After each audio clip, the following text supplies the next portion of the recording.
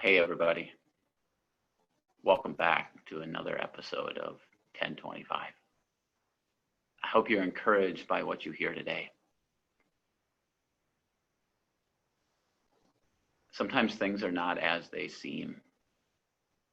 Sometimes there's more than meets the eye. And for many of us right now, those words seem so true. I don't know about you, but sometimes I look around and things aren't really that different. And yet we're taking all of these precautions. We're practicing social distancing. We're staying at home. We're sanitizing everything. Some people are even beginning to wear masks. All of this because of the invisible presence of a highly contagious and very deadly virus called COVID-19, a virus that has swamped hospitals, a virus that has shut down our economy. And so what are we doing at a time like this? Well, a lot of us are tuning in. We're listening to what the medical personnel are saying. And we're trying to put our trust in the decisions that are being made as our leaders seek to move us forward through this time. Because there's more than meets the eye. But here's the thing. While this is true from a scientific standpoint, it's even more true from a spiritual standpoint. And so this morning, I want to give a shout out to one of our confirmation students, Maddie. Maddie, the verse that you've chosen for your confirmation is 2 Corinthians 5, verse 7, which simply says, we walk by faith and not by sight. You know, if you look at the context of these words, here's what the Apostle Paul realizes.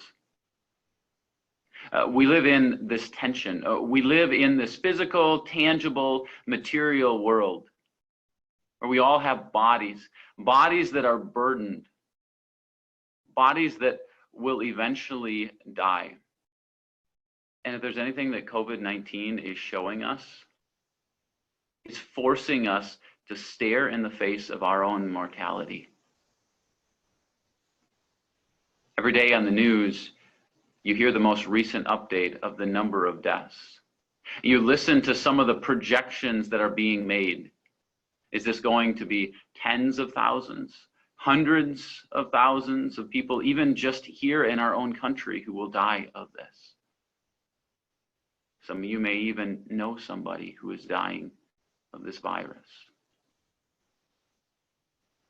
And the truth is, whether we die of this virus or something else, all of us will eventually die.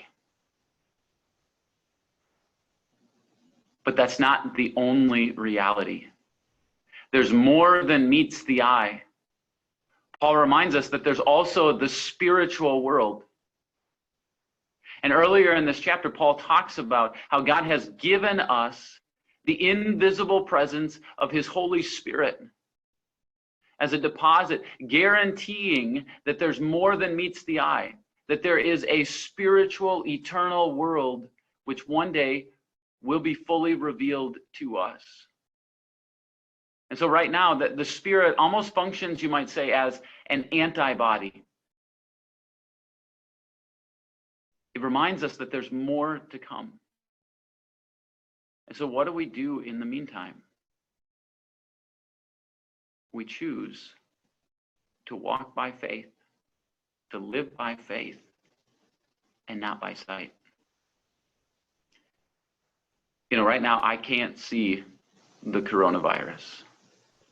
I don't know who has it. I don't know who's a carrier of it. I don't know if it's hanging out on something that I happen to touch. But I trust the medical personnel and what they're telling us. But I have to tell you this. Even more, right now, I'm choosing to trust God. Even though I can't see him, I know that he's there. I know as a Christian, I can look back into history and I can see that the God who created this physical world chose to enter into it, chose to take on a body that was burdened, a body that suffered and died, and yet a body that was resurrected, a body that is now ascended, and a body that will one day return to raise my body and give what is mortal immortality as I see him face to face. So today, what I'd like you to do is, in the midst of this invisible threat of the coronavirus, put that up against the invisible, comforting presence of God's Spirit, which is here with you today. Put your faith in him until you see him face to face. And I'll see you again tomorrow.